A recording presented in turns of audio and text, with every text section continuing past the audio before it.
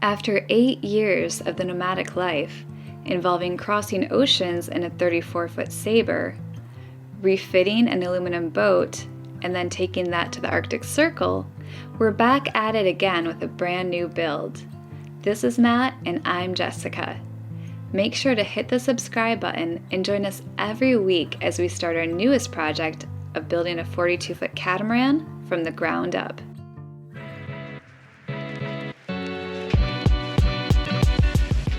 Now that our flush hatch mold has been glassed in for the aft berth, we can finally build the last structural bulkhead around it. Matt had trimmed it down to fit into the space and was coating the edges with thickened resin before going in to add our 12-ounce double bias fiberglass.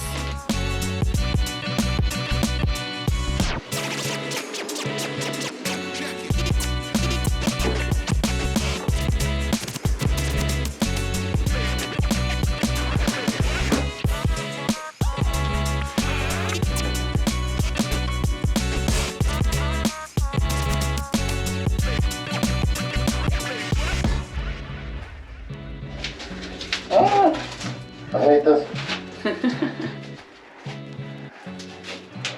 Later, once the bulkhead was securely in place, we'd have to go back and add a rope of unidirectional fiberglass into the trough Matt had routed out to give the area extra strength.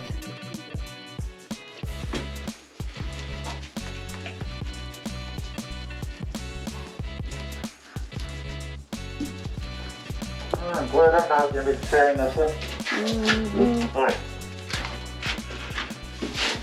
Right up here along this bulkhead, you can kind of see this protrusion that's sticking through. That's from me misaligning it. But what you're seeing here is the drainage system for the back of this hatch. So where we're going to have the drains are going to be kind of in parallel here. And that is, you can kind of see leads down, and that's draining out the side of the hull here. It's the most direct, it's the area that's gonna have the least chance of getting clogged and us not being able to get to it. So the idea is right in the back of this, and we'll show that later on, the back of this hatch where the Vitas flush hatch is gonna be, it leads into this piece, which is just something, a quick little mold that I made off of a piece of MDF. And that is gel coated on the inside, so it should stay nice and clean. Leads down along here and then on through the hull. I drilled through, decored that area, and then filled that in. Eventually I have to go through and put in gel coat in there so it's a nice finish that edge along there, but it should give us very, very good drainage out, and we don't have to worry about that flooding on here.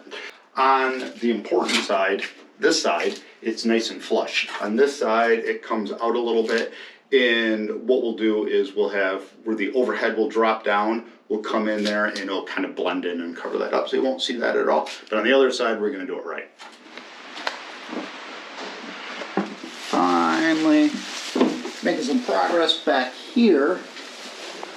So we have that bulkhead glassed in now with a hatch, our drain in there, and what that allows us to do is put the back on the lazarettes, the cockpit storage in there. We have decided to do things, of course, just a little bit differently than what they're doing at Max Cruise. And the benefit that we have is we've been out cruising for long enough that we know what we want, know what works well for Jess and I, and so we can make these decisions. What we've picked is to make a low shelf like this over on this side as well. We're gonna follow that angle of this back seat area, but we're gonna indent it in just a little bit. We're bringing it in roughly about 2 inches and then putting it along there. On this edge will be a trim board, basically just a wooden board. We're gonna end up using white oak, rift cut white oak as our veneer. We'll veneer a piece of foam, put that on there. Behind that will be LED lights then, so there'll be some down lighting. And then you'll have a nice little shelf on the inboard side here, which the reason why we chose this is it makes this area look much larger then. We also like the fact that that little shelf then is going to give us areas to put cell phones, whatnot. We can put USB chargers built into the walls on either side. So that is what we're building in here. And then that little shelf is also going to allow me to run conduit in this upper area that I can use to bring power aft to this back area if I need to behind this bulkhead here. Instead of just doing a vertical here, we lose a little bit of lazarette space over in the cockpit on this side particularly. We know what we're going to bring with us. At least we've got a really good idea of the grill and that kind of stuff that would go in these. And in this boat we have so much space in front of the main bulkhead in the front where our water tanks are, that we'll be able to put fenders in there, we'll be able to put ropes, extra things like that in those areas. So I'm willing to sacrifice that to give that feeling of more space, and it's not going to be claustrophobic at all. And it really isn't on the other ones, but we just like that feeling of room in there, and I think we're going to be able to achieve that with this. We'll see. So the new cabin backs, or the cockpit seat backs, are in place. You can also see this black line running along here. That is where the edge of a queen mattress would fit. So that's where our shelf is going to be, or duplicate of that over on that side. I am actually in the process of building that out right now. Kind of see it here. The top piece is tapered to fit the curve of the hull. I haven't put it in there yet, so it's going to require some trimming. And then we have ran out of our extra foam cord pieces, so we've just got Nada core in 2 days ago and have started glassing those panels up. It's extremely lightweight honeycomb.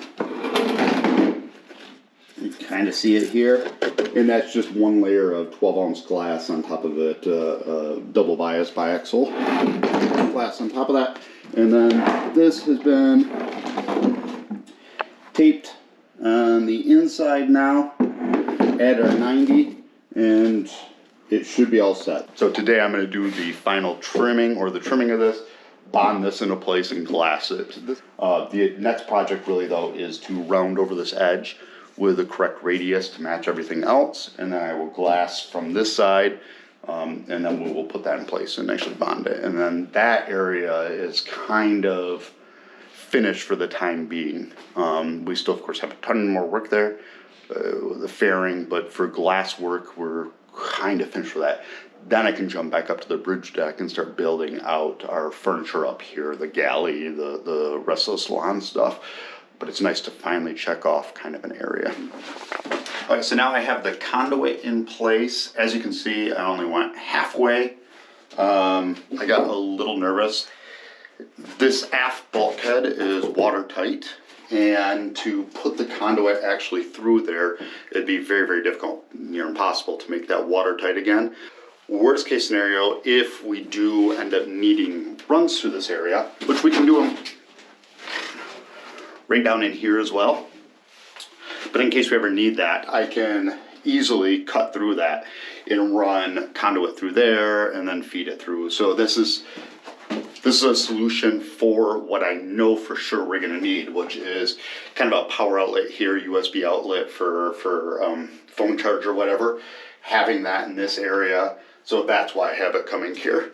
So I'll get that set, bond this into place. Right now it's just sitting here loose, and then I can get this corner piece mounted in there. Eventually, when it comes down time to it, when I figure out what USB connectors we're going to use, that kind of stuff, then we'll be able to drill through this top area and gain access to it and do the whole mount there.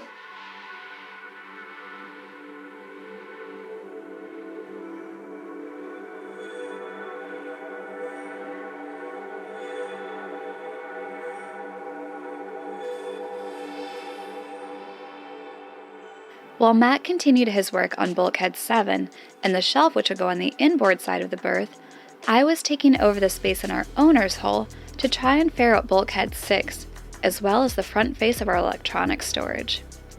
Before we left for Amsterdam, I had gotten a first coat on, but Bulkhead 6 especially needed a lot of attention because of all of the layers of strengthening glass we had to add, causing a lot of voids which would need to be filled out and made flush.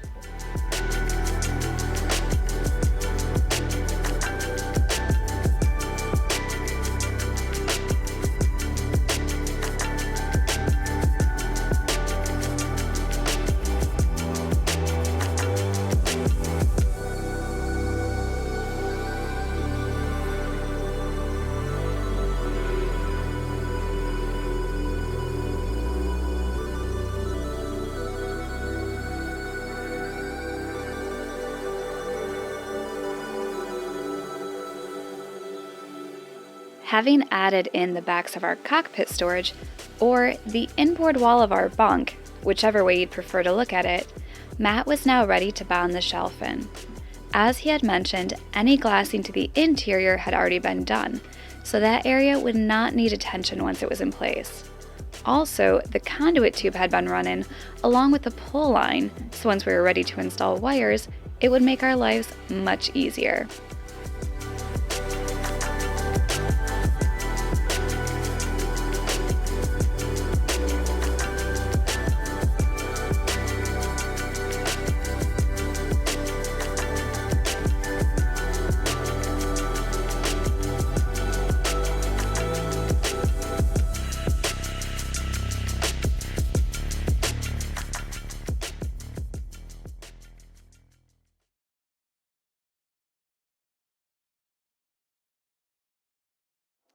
Hey dolls, it's Joyce. I just want to let you know that we are having an amazing Friendsgiving dinner here on the Viking because Matt and I have just moved on. So far I have got my mashed potatoes cooked. Cousin Ricky has taken care of the rolls and the macaroni. Heaven forbid anybody puts cooked turkey in the grocery stores anymore. Okay, they were all out. I had to settle for ham. Matt is not a happy guy, but you know, whatever we could do. Today is all about friends. Okay, so Cousin Ricky has just arrived too. It's gonna be the three of us. What's going on? It's Cousin Ricky. I just got out of the pen. I'm ready to have some bomb dinner here with my friends Joyce and Maddie J. I'm glad that you dressed for the occasion. You look like a bum. Hey, I look fresh. What are you talking about? This is my Sunday finest. Hello? Hello? I don't know how to use this technology. Hold on. Louisa? Hello? Hello? Hello, Joyce. It's so good to see you. Your hair looks great. Thank you, dear. I just got from the salon. You look gorgeous. Well, here's the scene, all right? I'm having a Friendsgiving at the boat, and I'm about to prepare some green bean casserole because Cousin Ricky wants it just out of the pen. It's his favorite, but I don't know how to make it if you got some tips. Oh, a green bean casserole. Girl, you are calling the right lady for the job. Number one, you're gonna want to get yourself a real sharp knife. The kind that you could whip at your ex-husband and things would go your way. So I got my knife. I chopped up the beans. What is it I need to do next? I want you to cut it vertically. Open that sucker right up. It'll be great. Everyone will get all the flavor. Yeah, you know, if Ricky doesn't keep on sending me more of these love letters he's been doing like his tattoo, I'm wondering why it doesn't say my name on his tattoo. Okay, because you know who did it? Was Duca. And Duca does some amazing tattoo work. He's headed for the Caribbean with his doll, Roberta. Love her. Such a sweetheart. Oh, he's got a doll, does he? He's got a doll. No. All right, well, Louisa, we're going to do some cocktails sometime because you got to tell me about your friend and her mechanic. I know, Elaine. I have to tell you all about it. And you should see the nose on Gloria. I swear it's new. Take care, doll. I'll talk to you soon. I miss you. Have a good day. All right, so family and whatnot have a Friendsgiving. The freedom. Behind me here is Bulkhead 4 and our master head, and it was my job, once Matt had done like the routing and the filling of the edges, to do just another layer of glassing around it. And Matt said that I did such a good job on it, even though I take the slow and steady route, that now that he has finished putting Bulkhead 7 into the port berth, the aft queen size one, that I get to do that one as well, which again, hopefully will create less work for me in the future if I do a really good job of glassing it now. Just to make sure all the rough edges were gone, I did one last sanding to knock down any potentially sharp or pointy spots.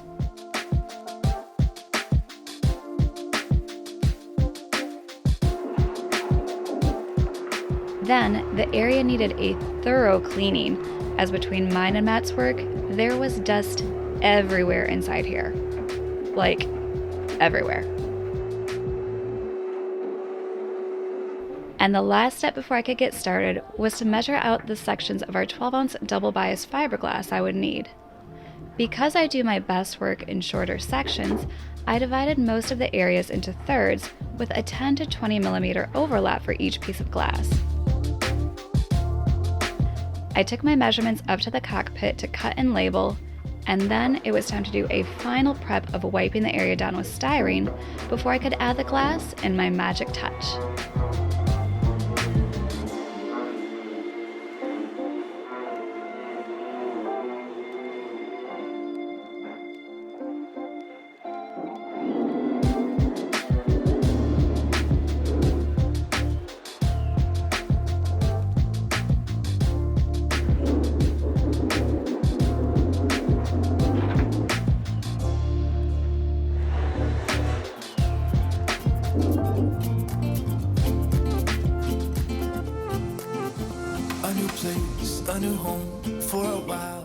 And for the last bit of our video, just sit back, relax, and watch the cathartic views of me glassing and adding peel ply.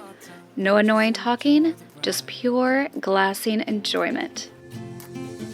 I know man passing by, life is good, best I've ever felt. Get me up, somewhere new, somewhere I can find myself. Oh, I feel so alive. As I reach out to the sky. I found my way. I was in the dark against it all, but made it through the day. Cause I found my way. In bad times, I know I'll be okay. Cause I found my way.